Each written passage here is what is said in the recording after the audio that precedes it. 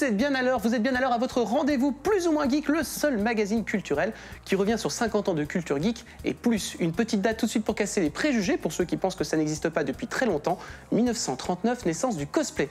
Je ressemble un petit peu à Jamie et Fred. Eh oui, tu sais pas comment c'est fait la culture geek. Allez, on enchaîne avec les gens qui m'entourent pour cette aventure autour de ce plateau. RL, blogueuse et journaliste, le romancier Laurent Kessy, le duo du joueur du grenier, monsieur Sébastien Rassia et monsieur Frédéric Omolas. Et pour finir, le journaliste, chroniqueur, compositeur et comédien, monsieur Rurik Salé. Je n'oublie pas, je l'ai très bien dit Rurik Salé, je trouve. Salé. Je n'oublie pas non plus François, que nous retrouverons tout à l'heure pour la rubrique Talent Web. Ah, il est à fond, François, j'adore François. Et tout de suite, un petit sommaire. Aujourd'hui, vous découvrirez ou redécouvrirez le jeu vidéo Limbo, les aventures de Rurik au festival de Sitges, le comics Preacher, l'interview de Makoto Shinkai, la grande bouffe, Baptiste et Nico qui enquêtent sur les fantômes, Ishigo Mashimaro, une enquête geek avec le spécialiste des tueurs en série Stéphane Bourgoin, Gilles Guéraz, notre talent web du jour, et l'incontournable Shopping List. Pour vous, amis garçons, tout de suite, la touche féminine de l'émission. Rubrique culture japonaise avec RL. Et non, c'est bien RL. J'aime bien quand le tout mignon, en fait, sert à cacher un certain humour sadique. Donc, si vous tombez sur Ichigo Mashimaro, qui s'appelle à plusieurs titres en France, Les Petites Fraises, Strawberry Marshmallow, etc., ne vous fiez pas aux apparences. La preuve en image. Mais c'est horrible. Ça fait peur, hein? Il y a des bulles. Mais c'est la rubrique de Rurik. C'est trop gore. Regarde, sa tête va exploser. Voilà, donc en fait, on va voir 5 jeunes filles, donc 4 collégiennes et une grande. Déjà, c'est un peu coquin. L'animé, il date de 2008. Il a été suivi de 3 OAV plus 2 OAV, donc des vidéos disponibles en DVD. Pourquoi Moi, j'ai tendance à dire 6 OAV moins une. Et le manga est de 2001. Dis-moi, ça me fait un peu penser à Zumanga Daioh dans le style de dessin, ça n'a rien à voir. Ouais, donc en fait, c'est pas du tout le même auteur. L'auteur, c'est Barasui. Par contre, c'est le même magazine de prépublication qui s'appelle Dengeki Daioh, d'où le petit truc, qui est un magazine de prépublication shonen, pour les garçons. Voilà, mais la série est en fait tout public, ça peut vraiment plaire aux garçons, aux filles, aux grands, aux petits. Les 5 secondes d'image qu'on a vues, c'est pas du shonen. Ouais, non, mais c'est vrai que là, ça n'a pas l'air, mais Azumanga Daioh non plus, en fait, quand tu regardes, ça fait pas très manga pour garçons.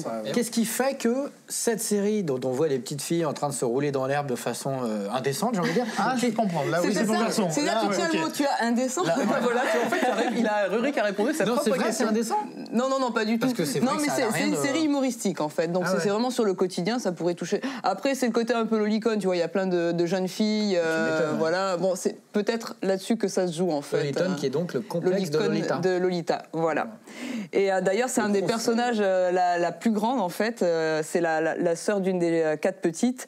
Elle a un complexe lolicon, elle aime bien les costumés avec des petits trucs mignons. Voilà, donc elle s'appelle Nobue. Pour les garçons. Voilà. Donc Nobue, c'est la grande sœur qui nounoute un petit peu tout ce monde. Elle est assez nonchalante. Elle passe son temps à chercher un job pour racketter sa sœur. En fait, tout le temps, elle n'a jamais de thunes pour se payer des clopes. Donc la petite anecdote qui est amusante, c'est que dans le manga, elle a 16 ans et le passage à l'animation, ça posait problème parce qu'elle picole, elle fume et normalement, ça se fait pas avant 20 ans. Donc du coup, dans l'animé, elle a 20 ans. Voilà, pour le politiquement correct. Ça s'est passé aussi sur Game of Thrones, c'est sur de nombreuses aussi adaptations où les personnages prennent 10 ans parce que... Ouais, c'est vrai que dans Game of Thrones, il fume gavé de clopes. Il fume gavé de clopes. Voilà. Cette expression du Moyen-Âge... Ça a été offert par les vins de Bordeaux. Donc ensuite, il y a sa petite sœur, Chika. Donc elle, c'est la jeune fille lambda, en fait. Elle a 12 ans, elle est studieuse, elle est calme, c'est celle qui va trancher avec les autres. Mais c'est aussi celle par laquelle les téléspectateurs, ou les téléspectatrices en l'occurrence, peuvent s'identifier. Parce que c'est un peu le personnage normal de l'histoire. Mais elles font quoi, en fait? C'est vraiment leur quotidien. Voilà. Et l'avantage, c'est que ça se passe pas trop à l'école, parce que toi, ce qui t'agace, c'est que c'est tout le temps dans le cadre scolaire.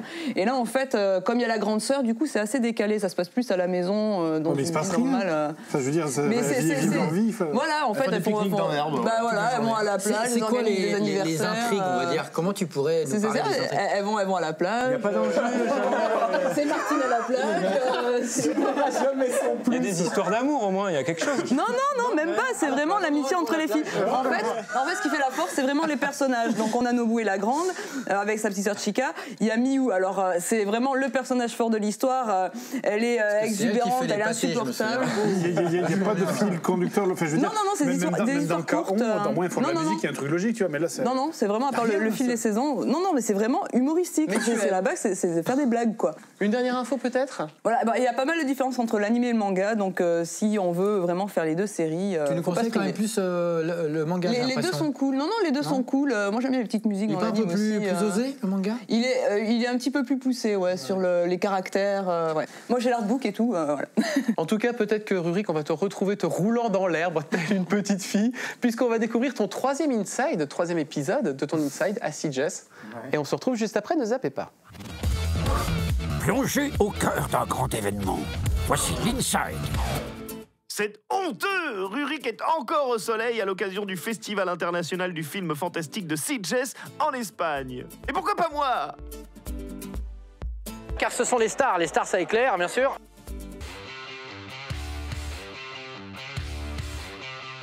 Donc là on arrive devant Hiro, qui est l'un des 3 cinémas de Sitges.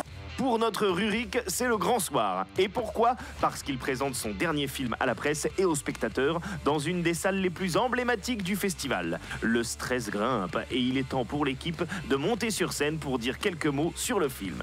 Défi pour Rurik, ne pas faire d'allusions sexuelles.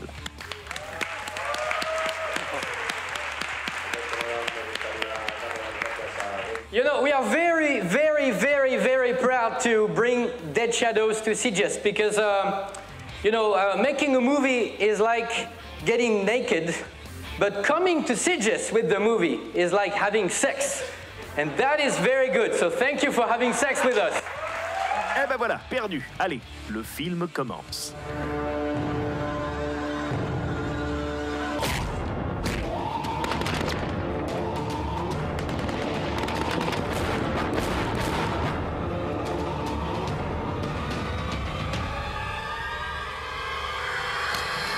Après la projection et quelques photos, trop d'émotions pour Rurik qui devient nostalgique. Alors je garde un souvenir ému de ce petit chemin qui jouxte cette incroyable église. Il y a 2 ans, je me suis baladé avec Ayako Fujitani, une petite japonaise sympathique qui vit à Los Angeles et qui se trouve être la fille de Steven Seagal. Voilà. Et que j'avais reconnu, bien sûr. C'était très agréable. C'est un petit peu mon moment Steven. Rurik sans un moment Steven, ce n'est plus Rurik. Au fil de la soirée, il va croiser de nombreux Français, dont Grégory Morin. Bonjour, je suis là pour soutenir Juan Carlos Medina ce soir, qui a sa première projection d'Insensible. Aquests nens no saben què és el dolor.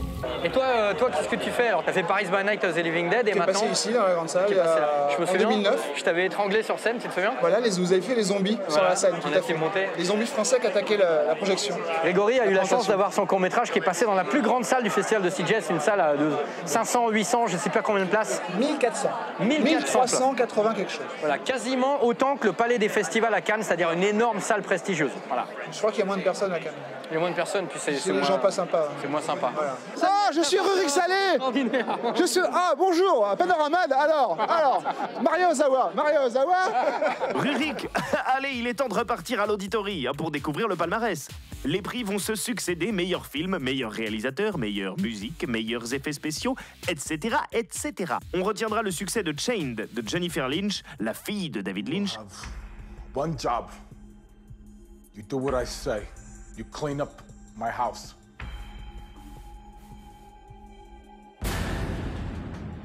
You only eat what I've left in my plate. This is your world. Touriste de Ben Wheatley, avec plein d'humour british comme on aime. Turns me on, Chris. Good girl. You are going to pick that up. I didn't do that. If you don't pick up this excrement immediately, then I'm going to have to inform the National Trust. Report that to the National Trust, mate. Et la France est représentée avec le nouvel ovni de Léo Scarax, à qui on doit les Amants du Pont-Neuf il y a bien longtemps. Céline, il y a des jours où un meurtre par jour, c'est pas assez. Qu'est-ce qui vous pousse à continuer, Oscar? Je continue comme j'ai commencé, pour la beauté du geste.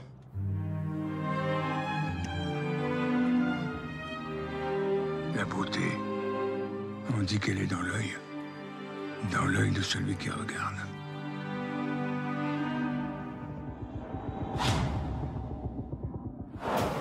Très très bon cru pour Sitges qui aura survécu à plus de 100 films projetés. Rurik, un petit mot pour la fin?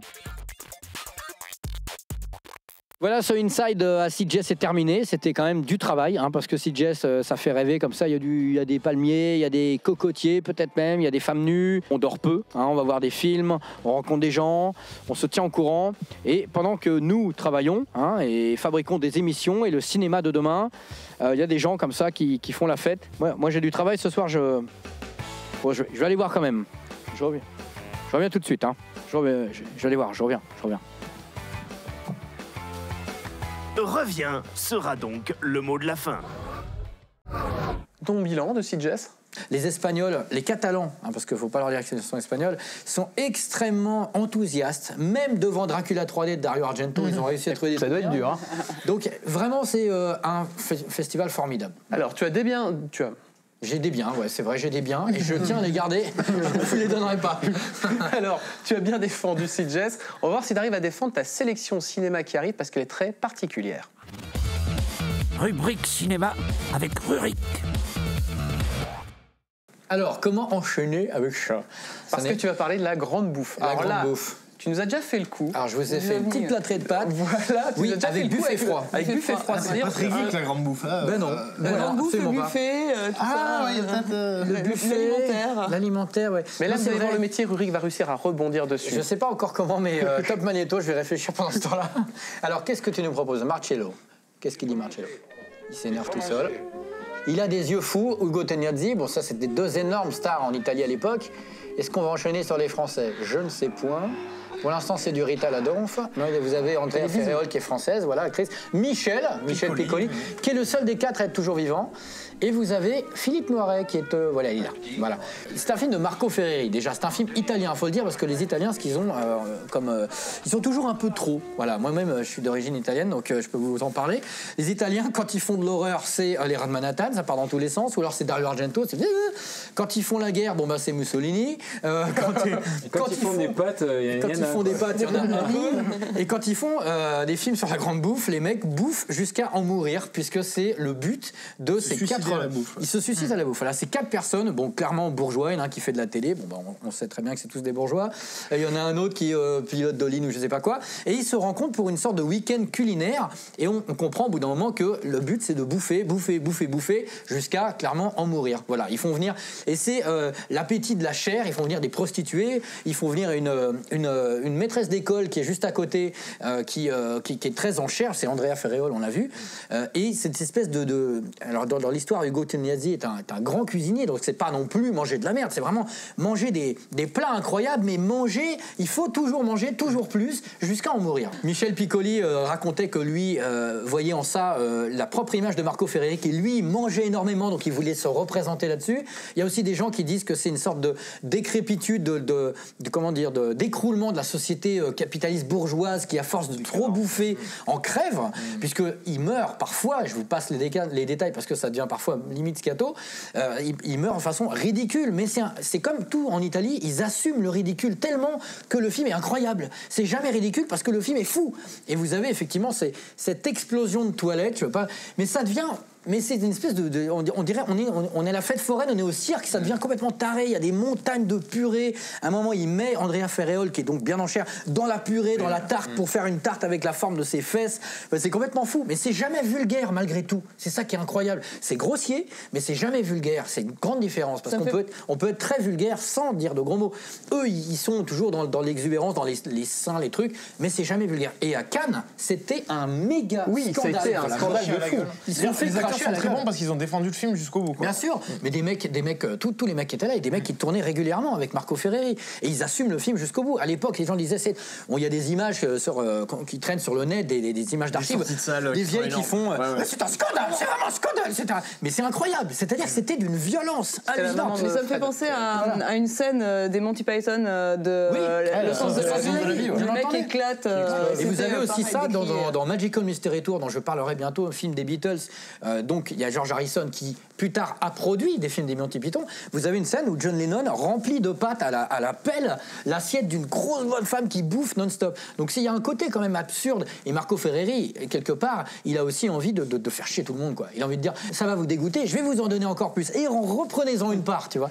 Et ça devient complètement fou. Au bout d'un moment, il y a des animaux partout dans cette espèce de ville-là, on ne sait pas pourquoi, comme s'ils annonçaient l'apocalypse, des chiens, mais... C'est fou, c'est un film sur la folie et c'est vraiment toute l'Italie, moi, que je retrouve dans ce film-là. Vraiment, il n'y a rien de vulgaire. C'est un film sur le trop, mais le trop magnifique, quoi. Le trop magnifique. Et ben, ce qui est trop magnifique aussi, c'est l'interview carrière qui suit. Alors peut-être que si ça vous a donné faim, allez chercher un truc à manger et regardez ça. Ne bougez pas, c'est le moment de l'interview carrière. Bonjour, Shinkai Makoto desu. Blues Moen Geekを見てください。 Du statut de petit créateur indépendant, Makoto Shinkai est devenu une référence montante dans le cinéma d'animation. C'est grâce à ses graphismes poétiques et à la sensibilité de ses histoires qu'il a su séduire le public. Je suis complètement autodidacte. J'ai travaillé 5 ans dans une boîte de jeux vidéo dans laquelle j'ai fait des cinématiques d'ouverture. Et c'est en utilisant cette technique que je fais mes animations.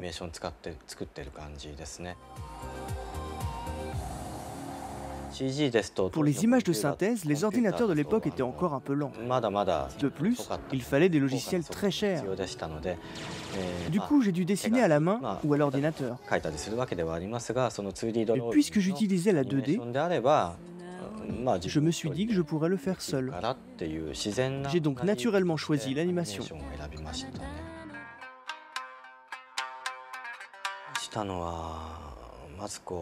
Ce qui a été difficile, tout d'abord, c'est qu'il fallait que j'arrête de travailler afin de concrétiser mon projet. Donc j'ai dû présenter ma démission. Et finalement, c'était génial de me concentrer sur Oshinoko. Vraiment génial. Et tous les jours, à part manger et dormir, j'étais constamment devant mon ordinateur. C'est pour cela que je n'ai pas le souvenir d'avoir rencontré de difficultés. J'ai peut-être juste oublié les mauvais moments. Ce qui m'a le plus surpris, c'est le premier jour de la projection de Oshinoko. J'étais déjà heureux de savoir que quelques personnes allaient venir. Je me suis rendu à Shimokitazawa afin de rencontrer les spectateurs. Et là, il y avait une longue file d'attente devant le cinéma. J'ai pensé que les gens n'étaient pas venus voir Oshinoko. Et pour ce court-métrage de 25 minutes, j'ai eu droit à un tonnerre d'applaudissements. C'était la première fois de ma vie qu'on applaudissait une de mes réalisations. Et ce jour-là, Oshinoko a continué à être projeté jusqu'au dernier train du soir. Et la salle était pleine à chaque fois. Je ne sais pas trop. Comment dire oui, j'en ai peut-être envie. Cela ne sera peut-être pas bien perçu, mais si, par exemple, je rencontre un scénariste en qui je peux avoir confiance, eh bien, je pense que je le laisserai faire sans problème. Mais jusqu'à présent, cela n'a pas été le cas. Donc, je préfère m'en occuper moi-même. Dans le futur, je pourrais sans doute collaborer sur certaines étapes de la réalisation. C'est déjà le cas pour le dessin.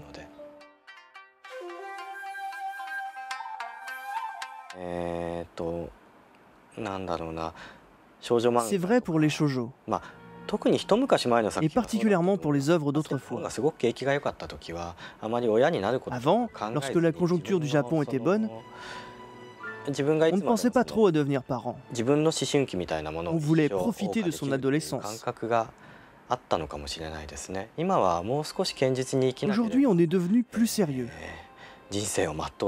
Et les relations que l'on décrit dans les dessins animés actuels sont, à mon sens, plus compliquées qu'auparavant.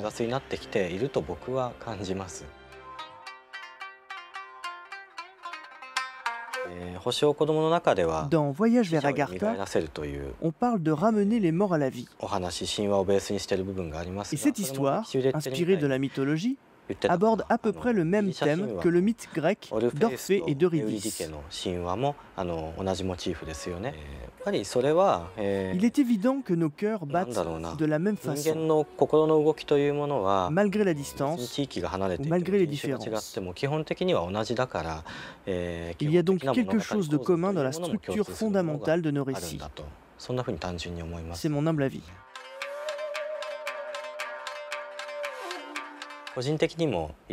J'ai connu plusieurs événements personnels et j'ai voulu réfléchir sérieusement à la question de la mort d'un proche grâce à la réalisation. C'est durant cette période que j'ai commencé Voyage vers Agartha. Du coup, j'ai dû cogiter sur la manière de le traiter et je me suis dit que je pourrais raconter quelque chose en me référant à la mythologie.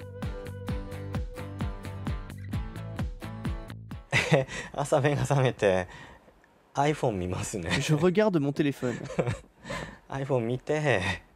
Je vérifie rapidement mes mails sur mon téléphone et je vais dans la salle de bain me laver le visage.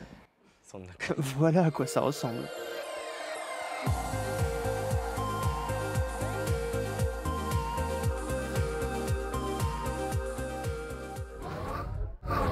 Comment s'est passée ta rencontre avec Makoto? C'était super intéressant, surtout que Makoto Shinkai, je le connais vraiment depuis ses tout débuts. Il a été très très surpris que dès son premier film autoproduit, on ait parlé de lui comme ça dans le monde entier. Ouais. Et qu'on ait peut-être parlé de lui dans Plus ou moins Geek. Évidemment. Il t'a envoyé un email.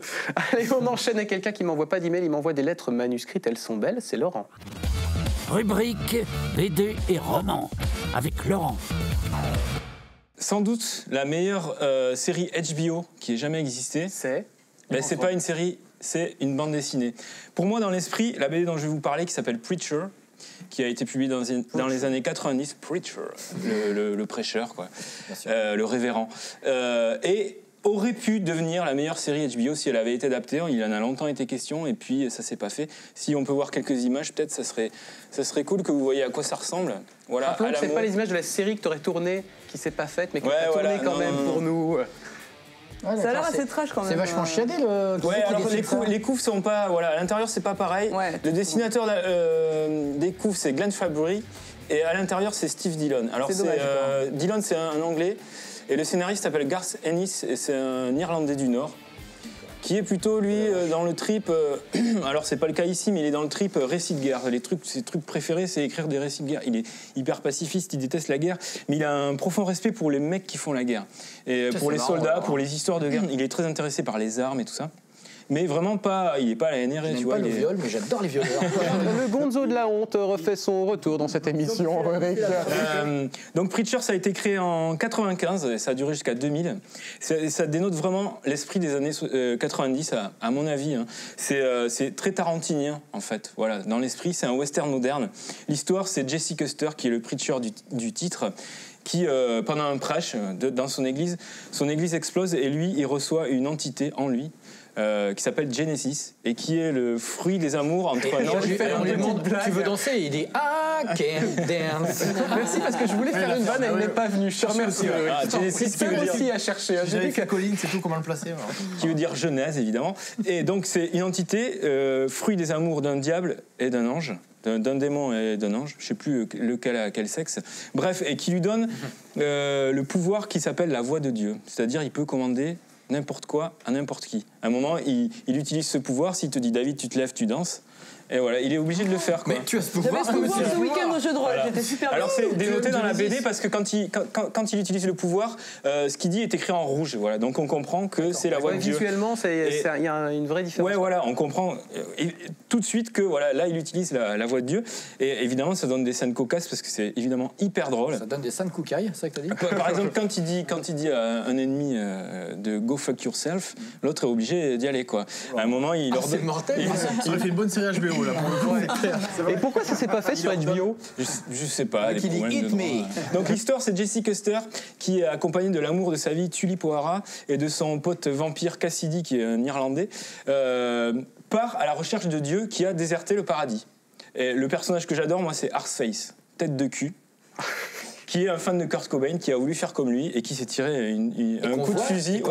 Qui s'est tiré un coup de fusil et il est pas mort. Alors, et il a une tête de cul. Au-delà d'être un fan, je sais pas si c'est un rapport, mais il y a quand même une véritable histoire, puisqu'il y avait un fan de Judas Priest qui disait j'ai écouté le disque à l'envers, le truc disait do it, do it, do it, le mec s'est tiré avec le fusil de chasse et avait précisément la gueule qu'on voit sur le... Et c'était horrible. Honnêtement, c'est une de mes BD préférées dans le genre, pas prise de tête, hyper rigolo, hyper prenant. L'histoire d'amour entre Tulip et Jesse Custer est une des plus belles que j'ai lues, vraiment.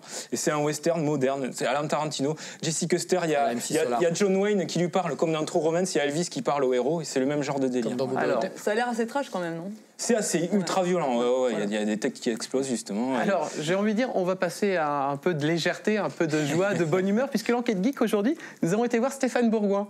Ah oui, c'est sympathique Stéphane Bourgoin, Bourgoin. qui est juste le spécialiste français des tueurs en série. Et son épouse a malheureusement aussi fini dans les griffes d'un tueur en série. C'est pour ça qu'il a commencé à enquêter sur ce phénomène. Avec lui, on décrypte le cinéma de tueurs en série et on se retrouve juste après. N'allez surtout pas aux toilettes. Voici l'enquête geek. Aujourd'hui, l'enquête geek va vous mener sur des chemins obscurs fréquentés par les tueurs en série. Genre à part dans le cinéma, nous avons rencontré Stéphane Bourgoin, spécialiste mondial des serial killers et passionné de cinéma de genre. Quand est né ton intérêt pour les tueurs en série ? Moi, j'ai commencé à m'intéresser aux tueurs en série à cause du meurtre et du viol de ma compagne en 1976. Donc c'est vrai que je m'intéressais au cinéma de genre déjà à cette époque-là. Et je vivais notamment à New York et à Los Angeles à la fin des années 70. Donc j'ai vu aussi tous ces slasher movies, ces films de psycho-killers, style Vendredi 13 et autres, The Burning, tous ces films Driller Killer de Abel Ferrara, et justement dans le New York que l'on voit dans pas mal de films comme New York 2h du matin ou le premier Maniac où sévit Frank Zito, qui a fait l'objet d'une adaptation produite par Alexandre Aja il y a peu de temps. Est-ce que la fiction rejoint la réalité ? Alors c'est vrai que la fiction, notamment la télévision et le cinéma, s'inspirent beaucoup du réel, mais l'inverse est également vrai. On a un tueur canadien qui s'appelle Mark Twitchell à Toronto, qui avait une page Facebook au nom de son héros. Il s'intitulait Dexter Morgan, et c'était un réalisateur aussi de films un peu geek, puisqu'il faisait des parodies de Star Wars à petit budget, et qu'il se préparait à tourner un film de serial killer. Et quand les enquêteurs ont vu dans son ordinateur le scénario, ils se sont rendus compte que c'était ce scénario-là même qu'il avait utilisé pour tuer sa victime. En fait, il s'était fait passer pour une femme sur un site de rencontre et avait attiré un homme dans son garage, puis l'avait tué et démembré, comme dans un épisode de la première saison de Dexter. Le premier véritable film de tueur en série s'inspire du mythe de Jack l'Éventreur. Il est signé Alfred Hitchcock, réalisé au temps du muet, et s'intitule Le Locataire. Par la suite, le film fera l'objet d'un remake, parlant, celui-là, au début des années 30, par le réalisateur Maurice Helvet. Mais le plus célèbre film de tueur en série, très certainement, date de 1931, et c'est M le Maudit, avec Peter Lorre, qui interprète ce pathétique tueur d'enfants et qui est basé sur l'histoire véridique du vampire de Düsseldorf, Peter Kürten.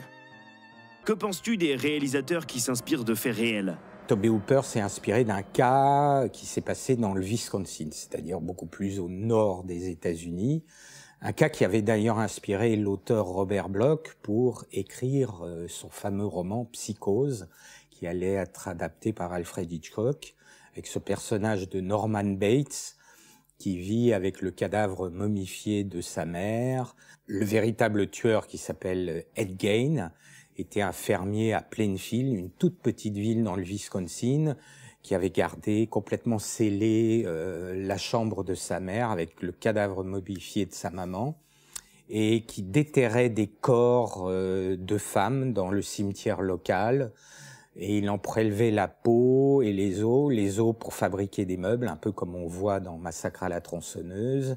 Donc c'est lui qui inspire tout à fait le personnage de Norman Bates et celui de Leatherface dans Massacre à la tronçonneuse. Quel est le film le plus proche de la réalité selon toi?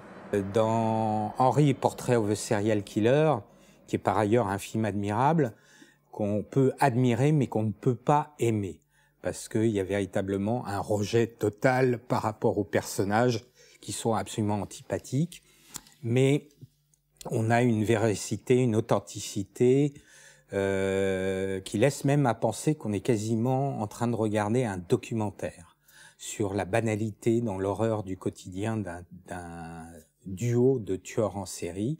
Et là, à un moment, on a ce tueur Otis qui regarde des crimes qui ont été filmés sur son écran de télévision, en train de se boire une bière et de prendre son pied en regardant ce crime.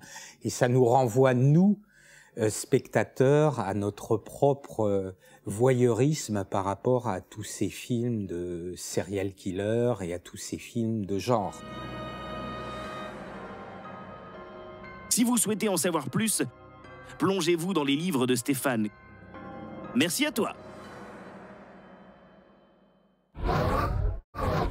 Voilà, donc si ça vous a pas trop cassé le moral, les amis, vous savez maintenant un petit peu tous les tenants, les aboutissants. On a les choix de carrière maintenant qui s'offrent à nous. Voilà. Peut-être, hein, vous voulez peut-être zigouiller quelqu'un de votre entourage. Oh, beaucoup autour de cette table. En tout cas, Stéphane Bourgoin, qui est un mec, mais alors finalement adorable, qui est un grand passionné, pareil, de littérature policière dans sa bibliothèque. Il a une librairie à Paris. Oui, tout à fait. Son fils tient une librairie de SF à Paris. Je vous propose qu'on continue à bien vous flinguer le moral, amis téléspectateurs, puisqu'on enchaîne avec la rubrique Histoire et Nouvelles Technologies. Et aujourd'hui, Nico et Baptiste se penchent sur un nouveau dossier, Glamour. Rubrique Histoire et Nouvelles Technologies avec Baptiste et Nico. Bon patron, quel dossier pour nous aujourd'hui avec Baptiste? Les fantômes. C'est parti. Laissons Nico et Baptiste faire leurs recherches. Si vous aimez les fantômes, vous aimerez le film Ring, L'Orphelinat, Darkwater, Ju-On, les plus drôles, SOS Fantômes 1 et 2, Poltergeist, le classique Les Innocents, The Crow. Si vous aimez les enquêtes sur les fantômes, plongez-vous dans les émissions Taps et Ghost Adventures, venues tout droit des États-Unis, ou la version française RIP, où vous retrouverez notre ami Nico à nous, enfin à eux. Ok Baptiste, donc je vais commencer par le commencement, les Banshees, qui sont des êtres surnaturels, qui sont apparentés à des fantômes, qui proviennent du folklore irlandais et anglais. Est-ce que c'est le départ des fantômes en Europe? En tout cas, c'est le départ de l'histoire fantomatique. Alors pour moi, patron, les fantômes, c'est plutôt, en tant que scientifique, relié à l'invisibilité. Et ce que je vais vous démontrer, c'est que les scientifiques sont actuellement en train de travailler pour créer une sorte de cape d'invisibilité, comme on la trouve dans Harry Potter, et que leurs expériences prouvent qu'on peut cacher un photon lumineux dans l'espace-temps pour le rendre invisible. Pour ce deuxième point, on va parler du poltergeist. Je pense que vous connaissez le film Poltergeist de Tobe Hooper. Les poltergeists ne sont pas forcément des entités ou des fantômes comme la plupart des gens le croient. On est plus dans un phénomène kinétique de création d'énergie par des adolescents qui sont en pleine transformation vers l'âge adulte. On sait très bien que scientifiquement, cette période, on a du mal encore à expliquer certaines transformations chimiques qui s'opèrent. En tout cas, pour moi, boss, il y a une chose vraiment intéressante à développer, c'est cette recherche qui a été effectuée en janvier 2012 par une équipe de scientifiques et qui a été dirigée par Moti Friedman, qui est un scientifique de renom. Ces travaux sont portés sur l'invisibilité. Il s'agit de notre bonne vieille physique classique. En réalité, on va créer un trou dans l'espace-temps en divisant la lumière en 3 fréquences et donc en 3 composantes de couleurs, le rouge, le vert, le bleu. Ce qu'il faut savoir, c'est que la lumière, en réalité, chacune de ces composantes se déplace à une vitesse différente. C'est très léger, mais en passant les rayons lumineux dans un jeu de lentilles, on peut ralentir la vitesse de chacun de ces rayons en augmentant en réalité l'écart de chacun de ces rayons. Il suffit d'introduire à l'intérieur de ces rayons un photon lumineux qui contient une information. En repassant à travers un nouveau jeu de lentilles, on recompose le signal, et en recomposant le signal, l'information reste contenue dans le rayon et reste totalement invisible à l'œil nu et coincée dans un trou spatio-temporel. Alors moi, j'ai parlé d'une troisième catégorie, Baptiste, qui est les fameuses dames blanches. Je pense que vous avez tous entendu parler des croyances japonaises. Ils sont convaincus que lorsqu'un être meurt, c'est-à-dire soit assassiné ou dans une mort violente, l'énergie du corps éclabousse les parties environnantes de celui-ci. Les lavandières de nuit ou dames blanches, qui en Europe hantent la plupart de nos châteaux, pourraient-elles être ces fameuses empreintes résiduelles énergétiques. Pour continuer dans la quête d'invisibilité, on est face à une problématique aujourd'hui. Et c'est pourquoi des recherches sont entreprises. En réalité, le trou spatio-temporel qu'on arrive à produire lors de cette faille avec le rayon, il ne dure que quelques picosecondes. Tout le défi de ce siècle sera d'agrandir la durée de cette faille pour pouvoir conserver l'invisibilité de l'information. Imaginez, vous introduisez dans un photon une information top secrète. Dans un trou spatio-temporel, vous faites transiter l'information par fibre optique à l'autre bout de la planète. Il est absolument impossible de décoder ce message puisqu'il est caché dans le temps lui-même. Et demain, peut-être, des câbles d'invisibilité, mais dans un futur très très lointain. Pour mon dernier point, on a Thomas Edison, qui est l'inventeur du phonographe. Donc je vous explique plus ou moins quel est le but de cette démarche. On sait, depuis une trentaine d'années, qu'il est envisageable de peut-être enregistrer des voix venues d'ailleurs. On sait que énormément de scientifiques se posent la question, que sont ces EVP ou TCI, transcommunication instrumentale. On sait que certaines universités en Angleterre l'étudient de façon sérieuse. Cet appareil d'enregistrement, qui sont aujourd'hui des dictaphones, Thomas Edison en était plus ou moins l'inventeur. Au début du siècle, en France, on a des célébrités connues, reconnues, des scientifiques, des écrivains comme Camille Flammarion et Victor Hugo, qui ont principalement étudié le sujet et l'ont pris vraiment au sérieux. C'est quand même bien dommage qu'aujourd'hui la science a délaissé les fantômes dans les placards. En conclusion, patron, vous avez aujourd'hui tous les éléments, historiques et scientifiques. Nous espérons que ces informations seront utiles à l'organisation. Voilà, donc si toi aussi devant ta télé, tu es en train de pleurer entre Stéphane Bourgoin, les tueurs en série, les mecs qui flinguent tout le monde, heureusement qu'il y a ma chronique, tout simplement. On va voir si les prochains vont relever le niveau de la joyeuseté avec tout de suite Fred et Seb. Rubrique jeux vidéo avec Fred et Seb. Pas vraiment. D'accord, donc voilà. C'est pour ça que j'avais placé un truc drôle en fait. Là, d'un coup, ta chronique prend beaucoup d'intérêt. Voilà, elle relève le. C'est vrai, non, c'est pas vraiment en fait, parce que là, je vais parler d'un jeu qui est carrément en noir et blanc en fait, qui est assez sombre. Il y a un effet de grain, un effet de flou, et on contrôle un enfant qui meurt d'une manière totalement sauvage. Donc, c'est pas comme une manière de crever, mais on peut crever de plein de manières différentes. C'est formidable. Ça s'appelle Limbo en fait, littéralement les limbes en français. Donc c'est sorti en 2010 sur Xbox, en 2011 sur PC, PlayStation. C'est développé par Playdead, c'est un jeu indépendant. On va regarder quelques images de suite. Et comment t'as... L'ambiance chatoyante, super. Donc c'est vraiment une expérience graphique en fait. Comment t'as connu ce jeu? Parce que c'est hyper... Oh non, c'est un mec qui est pend là, qui est mort. Oui, voilà, tu vois, donc on contrôle un enfant, il y a plein de manières de mourir différentes. Regardez bien les morts du gamin, c'est vraiment excellent. C'est vraiment une expérience graphique en noir et blanc. Est-ce qu'il y a une petite inspiration Sin City ou Non, je pense pas du tout. Plutôt Burton, moi je dirais. C'est très amusant, c'est une des nombreuses manières de mourir, vous voyez. Ça me fait penser à... Regardez, le moteur physique est super bien fait, voilà, quand la caméra rebondit. Voilà, c'est très champêtre. Il y avait un jeu dans les années 80 qui était sorti sur Atari ou sur Amiga, qui était comme ça déjà. Ah oui, c'est celui de... j'ai complètement oublié, j'ai recherché pendant la vidéo. Et il est en noir et blanc, non. Et c'est que... Non, c'est pas... Là, c'est vraiment de la silhouette, en fait. Hein, ouais. C'est un peu comme ça. Et donc, bon, c'est un jeu de plateforme, réflexion, puzzle game. Mais il me fait penser un peu à World of Goo, en fait, en version plus trash. Ouais, non, pas vraiment. Non. Moi, je le rapprocherais plus de l'Odyssey d'Abe, en fait, justement, comme on en parlait. C'est-à-dire, c'est vraiment, on arrive sur des tableaux, il y a des énigmes. Toutes les énigmes sont basées, en fait, avec le moteur physique du jeu. C'est-à-dire que, par exemple, tu vas avoir des leviers à tirer, des objets à pousser, tu vas monter sur une boule, et la boule, il faut reculer sur la boule, ce qui la fait avancer. Tu vas avoir beaucoup de trucs qui sont basés sur vraiment le moteur physique du jeu, en fait. C'est que ça, tous des... Il y a le moteur physique du jeu. C'est-à-dire le moteur physique du jeu, par exemple, tu vas pousser un objet, il va tomber, tu vois. Les poids, tu vois, les liquides aussi, des fois il y a des cubes. Le moteur physique de la table, regarde. C'est exactement ça. C'est très con, mais c'est exactement ça. C'est par exemple, il va y avoir de l'eau qui va se déverser dans une cuve. S'il y a un objet posé au fond de la cuve, mettons, si on déverse de l'eau si ça l'objet va flotter, l'objet va flotter, tu vois. Donc à chaque fois, il faut sauter d'une plateforme à une autre comme ça. Mais surtout qu'on ne sait pas trop ce qu'on fait là, en fait, dans ce jeu. On peut avancer, et puis il y a tout le temps des menaces derrière soi, genre l'araignée qu'on a vue sur l'extrait, à un moment elle nous poursuit quoi.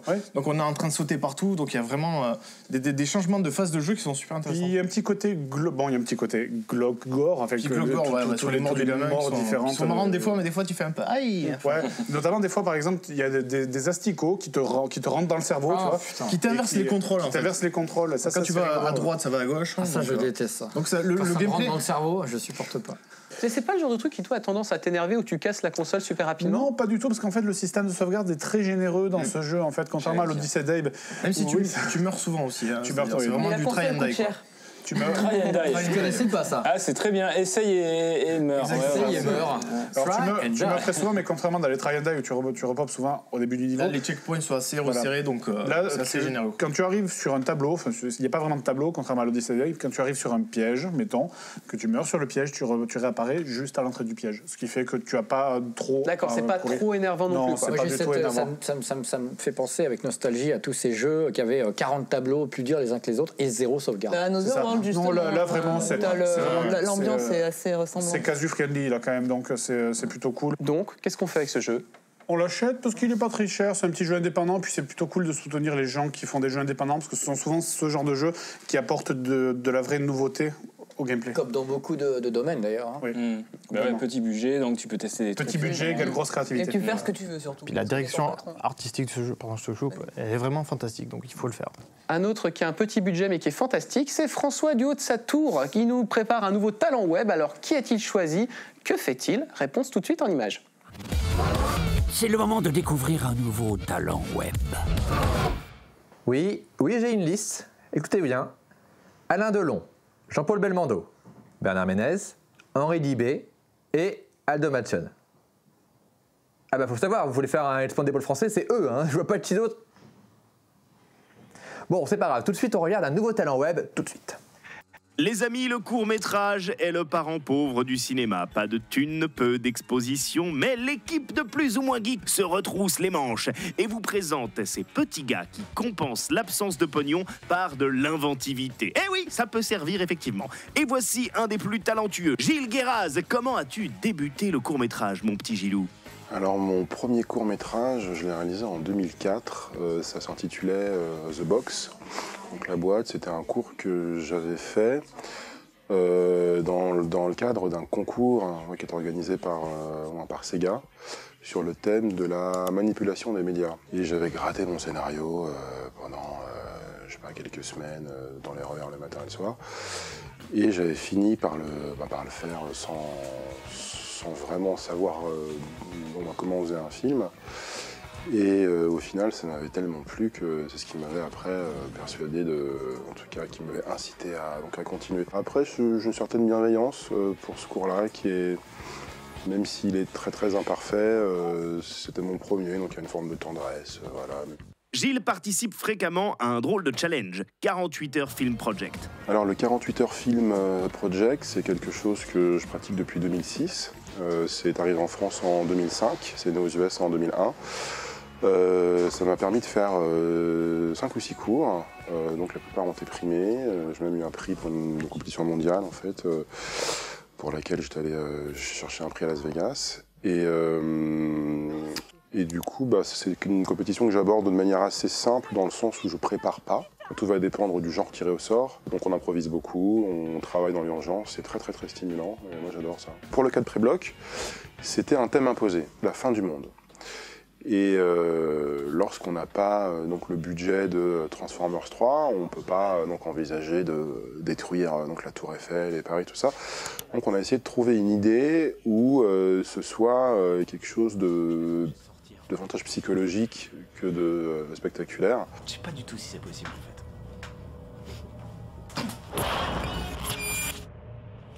Je sais pas du tout si c'est pas encore dangereux. Mais j'ai pas le choix. Il va falloir que j'y aille. Grâce à l'aide des internautes, il finance avec succès son court-métrage suivant. Lorsque j'étais à Las Vegas pour recevoir mon prix pour le 48 Heures Project, J'ai fait la rencontre de différentes équipes là-bas, majoritairement des équipes américaines, et parmi lesquelles donc William Dresden et Grayson Wolf, qui sont un duo d'auteurs, et donc ils m'ont en fait proposé différentes pistes, différents traitements que eux avaient dans leur tiroir. Et de là est né donc le projet Laps, qu'on a après développé ensemble, qu'ils ont écrit, qu'on a réécrit et qui a fini par faire un court-métrage de 23 minutes. Vous avez du nouveau pour cette jeune femme? Non. Il n'y a pas de trace de femme dans ma vie. Je comprends pas pourquoi je pense aussi souvent à elle. C'est l'histoire d'un type amnésique qui se réveille avec donc une obsession pour une jeune femme. Et il va essayer de comprendre en fait d'où vient cette obsession qu'il a et surtout qui il est. Gilles, peux-tu nous parler un peu des films qui t'ont influencé? Donc je ne sais pas s'il y a un film en particulier qui m'a donné envie de devenir réalisateur. Je me souviens vraiment d'avoir pris une claque à 5 ans quand j'ai vu en salle Superman, donc le premier Superman, et aussi donc le Magicien d'Oz en VHS, donc notamment le passage du noir et blanc à la couleur. Et je pense que c'est cet émerveillement-là que j'ai voulu après reproduire en faisant des films moi-même. Avec une tripotée de prix remportés, quels sont tes futurs projets? J'ai des projets de long métrage. J'ai un projet qu'on me propose qui parle de serial killer, qui a un univers avec lequel je ne suis pas forcément familier. Pour moi, ce serait vraiment important de faire quelque chose qui me corresponde vraiment. Dans lequel je puisse me retrouver, je puisse investir les 5 prochaines années de ma vie sans aucune arrière-pensée. Et me dire que ça me correspond, et qu'après le film marche ou marche pas, moi j'aurais pas de regrets puisque j'aurais fait le film que je voulais faire. Et ça c'est le plus important, je trouve. Tout à fait d'accord avec toi, Gilles. Je peux t'appeler Gilou? Allez, sois sympa, je t'appelle Gilou. Allez, on s'appelle Gilou, on te souhaite le meilleur, et paf! Gilles Guéraz, dont on peut aussi admirer le travail dans Plus ou moins Geek, puisque c'est un des réalisateurs des interviews carrière ou des enquêtes geek. Et on espère bientôt pour lui un long métrage, mais pas tout de suite, parce qu'on a encore besoin de lui. Un autre dont on a besoin, c'est Franck. Tout de suite, la shopping list. Tout de suite, la shopping list. Bonjour à tous et bienvenue dans cette nouvelle shopping list, une shopping list un peu spéciale étant donné que Rurik a une barbe. Ah non mais sérieusement, je t'ai jamais vu comme ça. Bah oui, j'ai une barbe, voilà. J'ai une barbe, elle est là, voilà. Tu la vois? Ça y est, c'est bon, t'es content? C'est la mienne, bah vas-y, mais tire-la, ma barbe. Mais je t'en prie, fais ce que tu veux avec ma barbe. Mais vas-y. Non, ça va. Merci. Ouais. Les aventures du baron de Munchausen, c'est un film de Terry Gilliam qui date de 88, c'est assez vieux et à l'époque il a fait un flop commercial, mais en tout cas aujourd'hui c'est à savourer parce que c'est super vieillot, il y a un petit grain cool et il y a des effets psychés. La deuxième série parallèle des Mondes de Torgal est à retrouver chez Le Lombard. Les fans de la série mère vont découvrir les multiples facettes de la fille rebelle de Torgal avec un dessin proche de celui de Rosinski. Et on commence les enchères ce soir avec ce magnifique livre sorti du 21e siècle, les Tortues Ninja, sorti chez Soleil US Comics. Je rappelle l'histoire, les Tortues Ninja ont un repère dévasté, leur maître Splinter a été capturé, je commence les enchères à 16. Allez, 16, 16-10, oh, un peu radin monsieur. Madame, ne faites pas les yeux doux, ça marchera pas. 16, 17, 17 là-haut, moi je le prends pour 20. Salut. Les Chevaliers d'Émeraude, c'est à retrouver aux éditions Michel Lafon et ça raconte l'histoire d'un empereur noir qui veut conquérir un continent. Mais heureusement, les chevaliers sont là pour l'en empêcher et faire en sorte qu'une prophétie s'accomplisse. Les druides, c'est à retrouver chez Soleil, ça se passe au 5e siècle où les druides et les moines se livrent un combat. Et cette BD va raconter l'histoire d'un druide et de son apprenti qui vont essayer de déjouer les pièges de leur attaquant. Conquistador chez Glénat, ça raconte l'histoire de conquistadors qui veulent trouver un trésor aztèque. Malheureusement, celui-ci est protégé par une mystérieuse entité. La trilogie du Seigneur des Anneaux, retrouvez la formidable épopée de ce hobbit et de sa communauté dans une version haute définition. Ça nous ferait presque oublier que cette œuvre filmique a déjà plus de 10 ans. Noé, c'est à retrouver chez Le Lombard et ça raconte l'histoire de l'Arche de Noé, avec le déluge, la sauvegarde de l'espèce et tout le tralala. Et c'est une adaptation assez impressionnante dans un monde apocalyptique et assez inquiétant. Mais moi je me demande comment on faisait pour rentrer dans l'Arche de Noé. T'es qui toi ? Flamant rose? Non, regarde tes pompes. Non mais tu rentres pas, reviens demain, mais avec d'autres pompes. Ah là, on laisse pas rentrer n'importe qui dans l'arche. Miss Octobre, c'est chez Le Lombard et ça raconte l'histoire d'un polar noir et vénéneux dans l'esthétique de Mad Men où un meurtrier met en scène ses victimes à la manière d'un calendrier de Playmate. Chez Soleil, vous pourrez lire 2 livres. Il y a d'abord Légende, c'est une histoire fantastique dans une époque médiévale avec des chevaliers, ou alors Atlante, ça nous plonge dans la Grèce mythologique avec une femme qui essaye de faire la quête de la toison d'or. Quoi? Alors c'est assez marrant que tu m'en parles parce que... Ah non, mais je t'ai pas parlé, je parlais aux téléspectateurs. Pardon? Non, je disais, je te parlais pas. Non, là je dis stop. Je dis stop tout de suite. Ok, bon, on arrête. Et voilà, la shopping list c'est terminé. Vous pouvez toujours m'envoyer vos coups de cœur à cette adresse et nous, on va retrouver l'équipe de... Ah, qu'est-ce que tu fais là, Rurik? Bon Franck, j'aimerais qu'on oublie un petit peu les facéties pour remercier Isabella, qui est une fan de Plus ou moins Geek, qui habite en Europe de l'Est. Elle a économisé pendant 6 mois pour nous envoyer cette petite sculpture traditionnelle, la Roublouchka, très très fragile. Regardez comme c'est beau. Et en plus, c'est une pièce unique. Et là, Merci Isabella, en tout cas ta sculpture nous fait super plaisir. Et puis on se dit à la prochaine. L'émission est presque finie, mais on va faire durer un petit peu le plaisir avec le traditionnel vote qui engage nos chroniqueurs à se mouiller, peut-être après se faire détruire sur Internet. RL, ton choix? Alors, un point pour le t-shirt de Laurent que j'ai en face, j'ai pu en profiter. Magnifique. Et un point pour Makoto Shinkai qui s'est fait tout seul et voilà. Moi, je vais faire mon Fred aussi, je vote pour moi, et Preacher. C'est vraiment, je l'ai relu, c'est vraiment hyper bien. C'est vraiment hyper bien. Moi, j'ai trop envie de le lire, Preacher, ouais, définitivement.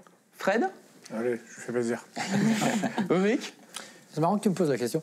Écoute, la BD de Laurent est vachement bien et votre jeu est très beau aussi. Voilà, je vote pour les deux. Ouais. Voilà. Et bah d'ailleurs, moi, ça m'a fait pencher aussi sur Limbo parce que je trouve que ça allait assez formidable cette ambiance. En tout cas, moi, je kiffe. Autre chose que je kiffe aussi, c'est récapituler les réseaux sociaux sur lesquels vous pouvez nous retrouver. E-book. Geekter. Ah, ils sont bons. Et l'appli Geek, le site internet. Le forum. Oh, que tu dis bien, le forum. Allez, donc on vous invite à nous retrouver sur tous ces supports différents. Et 2 petites choses avant de se quitter, ces 2 petites choses traditionnelles. N'oubliez pas qu'il n'y a pas d'âge pour revendiquer sa geekitude et qu'un bon geek reste un geek curieux. Allez, on se retrouve bientôt. Au revoir.